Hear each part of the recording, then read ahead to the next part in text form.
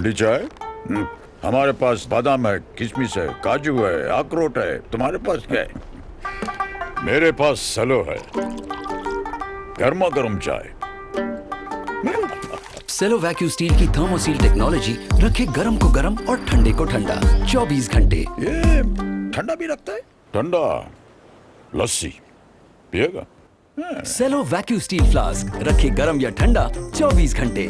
नमो अरिहंताणं नमो सीताणं नमो यरियाणं नमो वज्रायाणं नमो लोये सब्बसाहुणं येषु पंचनमुकारो सब्बपापप्रणाशनो मंगलानंच सब्वेसिं पडमं हवै मंगलम मंगलम भगवान वीरो मंगलम गौतम प्रभु मंगलम शूलभद्राद्या जैनो धर्मोस्तु मंगलम अंगूठे अमृत वसे लौकिकना भंडार श्री गुरु गौतम समरिये वांछित फलदाता ज्ञानदान क्रियाशील तपस्या आगे सुप्ररेखा भक्ति सूर्य आचार्य प्रेम सूर्य आचार्य जयंतु जैन शासने अज्ञानदम निरांदानम ज्ञानांजन शलाकया नेत्रमुन्मीलितं येन तस्मै श्री गुरुवे नमः तस्मै श्री गुरुवे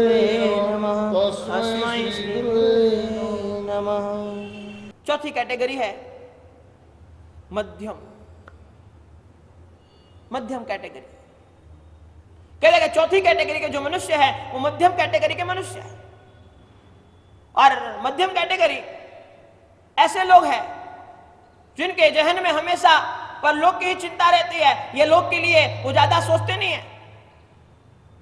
वो हमेशा सोचते रहते कि परलोक हमारा कैसे अच्छा हो। कई धर्मी आत्माओं को हमने देखा है कि परलोक की चिंता उनके मन में सतत रहती है कि क्या करें कि परलोक अच्छा हो जाए। आज के कई लोगों की तो समस्या सबसे बड़ी है परलोक का विचार तक उसके मन में आता नहीं। वह सोचते तक नहीं है कि परलोक कैसा मिलेगा। लेकिन शांति श्री सूची महाराज साहब कहते हैं कि जो चौथी कैटेगरी के लोग हैं वो ऐसे लोग हैं जिनके दिमाग में यह लोक की तो चिंता बहुत ज्यादा नहीं रहती है। ज्यादा पाप भी नहीं करते, धर्म तो करते रहते हैं, लेकिन यह लोग उनकी नजर उनकी दृष्टि हमेशा परलोक के ऊपर रहती है। वो होते हैं चौथी कैटेगरी के लोग। पांचवी कैटेगरी की बात करते हैं। एक एक कैटेगरी को देखते देखते सोचते सोचते आईना अपने सामने रखना। आईने में जो हमारी तस्वीर दिखेंगी जगत शायद कहता होगा आप बहुत अच्छे धार्मिक हो, दुनिया शायद कहती होगी आप बहुत अच्छे सज्जन हो, दुनिया शायद कहती होगी आप बहुत अच्छे व्यक्ति हो, लेकिन खुद को देख लेना हम कैसे हैं। और इसीलिए शास्त्रकार भगवंत ने कहा है सबसे अच्छा दर्पण सबसे अच्छा आईना यदि कोई है तो वो अपना मन है। मन को देखेंगे तो पता चल जाएगा हम कैसे हैं। मन पे दृष्टिपात करेंगे तो पता चल जाएगा हम कैसे हैं। इसीलिए शास्त्रकार भगवंत ने कहा कि हम आईना दिखाने का काम कर रहे हैं, हमको बताने का काम कर रहे हैं, देख लेना आप कैसे हो। चौथे नंबर की कैटेगरी में बता दिया यह लोक की ज्यादा उसको चिंता नहीं होती है, लेकिन परलोक के लिए वह हमेशा हमेशा हमेशा के लिए सोचते रहता है। पांचवी कैटेगरी, और पांचवी कैटेगरी का नाम दिया है उत्तम कैटेगरी। कहते हैं ये उत्तम कैटेगरी वाले लोग ऐसे होते हैं जो हलुकर्मी होते हैं, जिसके कर्म बहुत कम होते हैं, जो निकटभूमि मोक्षगामी होते हैं। उनके यह जीवन में यह लोक में इतने सारे गुण आपको दिखने मिल जाए, इतने सारी पॉजिटिविटी आपको दिखने मिल जाए, इतनी सारी अच्छी चीजें आपको देखने मिल जाए, आप सोच नहीं सकते। कई लोग संसार में हमारे संग में कई लोग ऐसे होते हैं जिनको न कुछ लेना न कुछ देना, खुद की धर्म की आराधना बहुत शांति से करते रहते हैं। कई लोग ऐसे भी होते हैं थोड़ा धर्म करते हैं लेकिन चंचुपात ज्यादा करते हैं। और कई लोग ऐसे भी होते हैं जिनको न कुछ लेना न कुछ देना, धर्म की आराधना करते रहते हैं, उनका फोकस धर्म की आराधना पर ही होता है। किसने मुझे बुलाया, किसने मुझे नहीं बुलाया, किसने मेरा नाम लिया, किसने मेरा नाम नहीं लिया, ये गलत करता है, वो गलत करता है, कोई बात नहीं, उनका फोकस धर्म की आराधना पर ही होता है। और शास्त्रकार भगवान कहते हैं आलोक परलोक की उसको चिंता ही नहीं होती, क्योंकि उसके तो दोनों सुधरे हुए होते हैं। उत्तम पुरुष चाहे दुर्गुण व्यक्ति के साथ में चले जाए, फिर भी उसमें एक भी दुर्गुण का प्रवेश ना हो। चाहे दुर्जन के साथ में भी वो रह ले, फिर भी उसके जीवन में दुर्जनता का प्रवेश ना हो। चाहे किसी के भी साथ चला जाए, लेकिन एक भी व्यसन उसके जीवन में आए नहीं। खुद बहुत समझा हुआ होता है, खुद बहुत सुलझा हुआ होता है, जीवन की पहेलियों को सुलझाते चलता है और जीवन को इतना अच्छा बनाता है, इतना अच्छा बनाता है, हमें लगता है कि नहीं धर्म की आराधना तो इनके जैसी होनी चाहिए। शास्त्रकार भगवान कहते हैं वह उत्तम पुरुष है, जो शायद संसार में भी है, लेकिन उसको संसार से राग नहीं है, संसार से मोह नहीं है, संसार से ज्यादा लेना देना नहीं है। संसार में रहता है, फिर भी वो अनित्य असरण भावना सब सामने रख करके खुद का जीवन बिताता है, यह उत्तम पुरुष है। और छठी कैटेगरी में बता दिया उत्तमोत्तम। उत्तम से भी उत्तम पुरुष यदि कोई है तो छठी कैटेगरी का है, और बता दिया वो तो हमारे तीर्थंकर परमात्मा, हमारे भगवान को उत्तमोत्तम पुरुष की कैटेगरी में रखा गया है, जिनके जीवन में मात्र मात्र एक ही भावना है, जो होवे मुझ शक्ति ऐसी सभी जीव करूं शासन। जो हमेशा सोचते रहते हैं कि मेरी ऐसी शक्ति हो जाए दुनिया के सभी जीवों को मैं सुखी बना दूं, दुनिया के सभी जीवों को मैं आनंदित कर दूं, दुनिया के सभी जीवों को मैं प्रसन्न बना दूं। यही भावना जिसके मन में हर हमेशा पलती रहती है, उसको शास्त्रकार भगवान शांति स्वरूप जी महाराज सामने छठी कैटेगरी में उत्तम उत्तम पुरुष बताया। अभी हमें देखना है कि हम कौन सी कैटेगरी में। हमारे सामने आईना रखने का काम शांति श्री सूजी महाराज सामने किया है। ये धर्मरत्न प्रकरण ग्रंथ के माध्यम से हमें आईना दिखा रहे, हमें दर्पण दिखा रहे कि भाई आप देख लो खुद के जीवन को, आप कौन सी कैटेगरी में हो। कहीं अधम से अधम कैटेगरी में तो नहीं हो। ऐसा तो नहीं है कि आपका यह भाव भी बिगड़ा है, आने वाला भाव भी बिगड़ने वाला है। कहीं अधम कैटेगरी में तो नहीं हो। ऐसा तो नहीं है कि यह भाव तो आपका सुधर गया, संभल गया, लेकिन आने वाला भाव बिगड़ने की पूरी संभावना है। कहीं विमध्यम कैटेगरी में तो नहीं हो, यह भाव भी आपका अच्छा है, आने वाला भाव भी आपका अच्छा है। कहीं मध्यम कैटेगरी में तो नहीं हो, कहीं उत्तम कैटेगरी में तो नहीं हो, कहीं उत्तम कैटेगरी में तो नहीं हो। देख लेना खुद। पहली दो कैटेगरी हमारे लिए बहुत खराब है। अधम कैटेगरी हमारी नहीं होनी चाहिए, अधम कैटेगरी हमारी नहीं होनी चाहिए। लेकिन बाकी की चार कैटेगरी में जहां पर भी हम सेट हो सकते हो हमारे लिए अच्छा है। इसलिए शास्त्रकार भगवान ने कहा खुद के जीवन को देखते चलो, खुद के जीवन को आईना दिखाते चलो, खुद के जीवन को चेक करते चलो, पता चले हम कहां पर खड़े। और यही मन की प्रसन्नता की बात हम लोग कर रहे थे। 6 क्वालिटी यदि हमारे जीवन में आती है, निश्चित मन की प्रसन्नता हमें प्राप्त हो सकती है। पहले दिन हमने बात की थी सद्भाव, और दूसरे नंबर में स्नेह। कहा था कि सद्भाव यदि जीवन में है, दुर्भाव यदि जीवन में नहीं है, तो निश्चित आपके जीवन में प्रसन्नता आ सकती है। स्नेह की भावना आपके जीवन में है तो निश्चित आपके जीवन में प्रसन्नता आ सकती है। तीसरे नंबर में हमने बताया था सहयोग, किसी भी व्यक्ति से जुड़ जाना। आप जुड़ते तो बहुत से हो, लेकिन बिना वजह कितने से जुड़ते हो यह सोचने वाली बात है। बिना स्वार्थ कितने से जुड़ते हो यह सोचने वाली बात है। और इसीलिए शास्त्रकार भगवान ने कहा तीसरी नंबर की कैटेगरी थी सहयोग।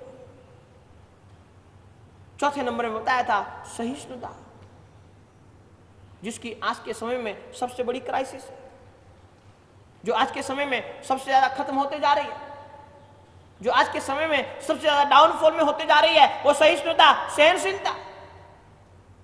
पांचवी कैटेगरी में बताया शास्त्रकार भगवंतों ने पांचवी क्वालिटी क्या होनी चाहिए मन की प्रसन्नता के लिए, और पांचवी क्वालिटी में बताया सहकार। सहयोग अलग है, सहकार अलग है। सहयोग यह होता है बिना वजह व्यक्ति से जुड़ जाना, वह सहयोग है। और बिना स्वार्थ के किसी भी व्यक्ति के काम में हाथ बढ़ा देना, यह होता है सहकार। कहते हैं मन की प्रसन्नता को बढ़ाने वाली ये पांचवी चीज है। सहकार की भावना हमारे जीवन में होनी चाहिए। बिना वजह हम जहां भी जाए हाथ बढ़ाते चले। कहा जाता है साथी हाथ बढ़ाना। गुजरात में बहुत अच्छी कहावत है, जाजा हाथ रड़िया मना।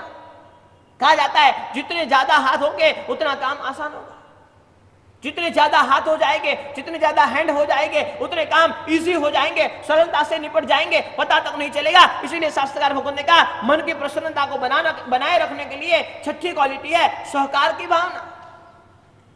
आपकी भावना यह हो कि मैं कहीं पर भी जाऊं मैं सहकार करते रहूं, मैं कहीं पर भी जाऊं किसी को हाथ बटाते रहूं, मैं कहीं पर भी जाऊं मदद के लिए हाथ बढ़ाते रहो, यह आपकी भावना होनी चाहिए। मैं कई बार कहता हूं पहले के समय में घर बहुत छोटे थे लेकिन दिल बहुत बड़े थे, और आज के समय में आपके घर बहुत बड़े हो गए। किसी के 3 बेडरूम, किसी के 4 बेडरूम, किसी के 5 बेडरूम, आपके घर बहुत बड़े होते चले गए। लेकिन कहना चाहता हूं दिल बहुत छोटे चले गए, दिल बहुत छोटे होते चले गए। घर शायद आपके बहुत बड़े हो गए लेकिन दिल बहुत छोटे हो गए।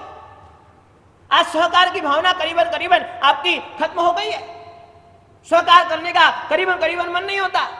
जहां आपको लगता है मेरी स्वार्थ वृत्ति नहीं है, जहां आपको लगता है कि मुझे कुछ मुनाफा नहीं होगा, जहां आपको लगता है मुझे कुछ फायदा नहीं होगा, वहां आप करीबन करीबन सहकार करना बंद कर देते हो। मैं क्या बताऊं आपको, यह अद्भुत हमारा जीर्ण शासन था।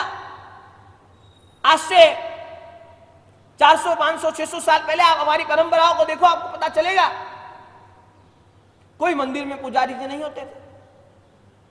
सभी श्रावक और श्राविकाएं बड़े चाव से, बड़े आदर से परमात्मा की भक्ति करते थे। लेकिन धीरे धीरे धीरे धीरे धीरे आपको वो सहकार की भावना खत्म हो गई, परमात्मा की भक्ति की भावना खत्म हो गई। आपको लग गया कि नहीं अब हमसे नहीं हो सकता है। शायद संघ में 400 करो, 500 करो, 600 करो, लेकिन 10 परमात्मा को आप लोग संभाल नहीं सकते, उसके लिए आपको पुजारी जी रखना पड़ता है। ऐसी भावना प्रकट नहीं होती चलो हम सुबह आएंगे मंदिर का काजा निकालेंगे, चलो हम सुबह आएंगे परमात्मा के पक्षाल की तैयारी करेंगे, चलो हम सुबह आएंगे परमात्मा की पूजा करेंगे, चलो हम सुबह आएंगे परमात्मा का जो भी क्रिया विधि करनी है सब हम लोग कर लेंगे। ये भावना आपके मन में जगती नहीं है। चाहे घर में संघ में 500 करो, 1000 करो, लेकिन ये भावना पलकती नहीं है। कितने बड़े दुख की बात है। आज हमारे परमात्मा जो 3 लोग के नाथ, जिनके नाम पर हम हजारों लाखों करोड़ों रुपए खर्च कर देते हैं, लेकिन यदि कहा जाए कि हर रोज सुबह 5 बजे उठकर मंदिर के कार्य के लिए आपको आना है, 10 लोग तैयार नहीं होते। हजारों लाखों खर्चने के लिए कई लोग तैयार है। हमारे साहब इतना चंदा लिखवा देंगे, इतने पैसे लिखवा लेंगे, आप अनुष्ठान आप व्यवस्था कर ले। अरे पहले के समय में घर में एक पूजन होता था, संघ में एक पूजन होता था, उसकी परंपरा क्या थी आपको पता है? पूजन में यूज होने वाली सभी मिठाई घर पे बनाई जाती थी। हर एक तैयारी घर के लोग साथ में मिलकर के करते थे। एक एक चीजों को घर पे तैयार किया जाता था शुद्ध द्रव्यों के द्वारा, और जब उसमें जब भाव मिलते थे उसके साथ में जो द्रव्य तैयार होते थे वो अद्भुत तैयार होते थे। आज पैकेज हो गया, 11,000 रुपए ले लो, विधिकारक जी आप आ जाना, संगीतकार को लेकर आ जाना, विधिकार आप आ जाना, सामग्री सब आप लेकर आ जाना, आप सब रेडी कर लेना, हम तो पूजा के कपड़े में आ जाएंगे। सहकार की भावना थी, घर में सब एक दूसरे से जुड़ जाते थे। चलो हमारे घर में पूजन है, हम तैयारी करेंगे, चलो हमारे घर में यह कार्यक्रम है, हम सब साथ में जुड़ेंगे। लेकिन आज धीरे धीरे धीरे धीरे सहकार की भावना आपकी खत्म होते जा रही है। आपको पता है पहले एक समय ऐसा था जब कोई भी गुरु भगवान का चतुर्मास होता था, किचन रसोड़े की व्यवस्था नहीं करनी पड़ती थी। क्यों? क्योंकि जो कोई भी मेहमान आता था सभी श्रावक श्राविका अपने घर पर लेकर जाते थे भोजन करवाने के लिए। बड़े चाव से, बड़े आदर से, बड़े भक्ति से, बड़ी भावना से घर पे ले जाकर के भोजन करवाते थे। अरे साधारण भक्ति का लाभ कहां से मिले? कोई गांव पर गांव से गुरु भगवान को वंदन करने के लिए आया हो, हमारा साधारण भाइयों, कब हमें उसका लाभ मिलेगा? कब हम उसको भोजन करवा पाएंगे? कब हम उसके गांव जाकर उसको भोजन करवाएंगे? वो तो पॉसिबल नहीं है। लेकिन गुरु भगवान के माध्यम से यह संयोग हुआ है। पहले के समय में सब लोग घर पे लेकर के जाते थे।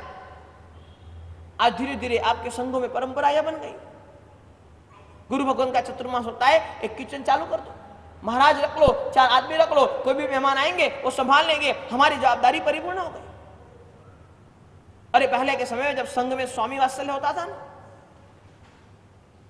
ऐसी भावना जगती थी। संघ की हमारी जितनी भी महिलाएं थी, जितनी भी बहनें थी, सब आ जाती थी मदद करने के लिए, सब आ जाती थी हेल्प करने के लिए। स्वामी वात्सल्य हम एक एक चीज जयना पूर्वक करेंगे। आज के स्वामी वात्सल्य को देखो, आपको पता चलेगा कितनी जीव हिंसा होती है, कितना बिना जैना के काम होता है, कितना होता है हम सोच नहीं सकते। क्यों? क्योंकि सब आदमियों के भरोसे हो गए।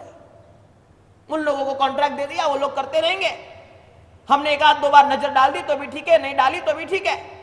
उनको बोल दिया आप बना देना, काल पूर्वक होता है कि नहीं, जैना पूर्वक होता है कि नहीं, सभी शुद्ध चीजों का इस्तेमाल होता है कि नहीं होता है, आपको देखने तक की फुर्सत नहीं होती।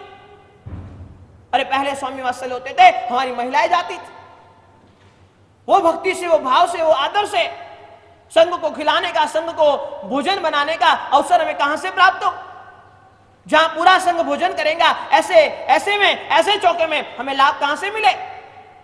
ये भावना सबके मन में जगी रहती थी, सहकार की भावना थी, साथी हाथ बढ़ाना, एक दूसरे को हाथ बढ़ाते जाते थे, एक दूसरे के साथ जुड़ते जाते थे, और 500, 1000, 2000, 5000 आदमी का चौका हो जाता था, पता तक नहीं चलता था। अभी हम पिछले साल 3 साल पहले गोंडल गए थे, और गोंडल में BAPS स्वामीनारायण संस्था का कुछ कार्यक्रम चल रहा था। उनके संतों के साथ गुरु भगवंत का संपर्क अच्छा है।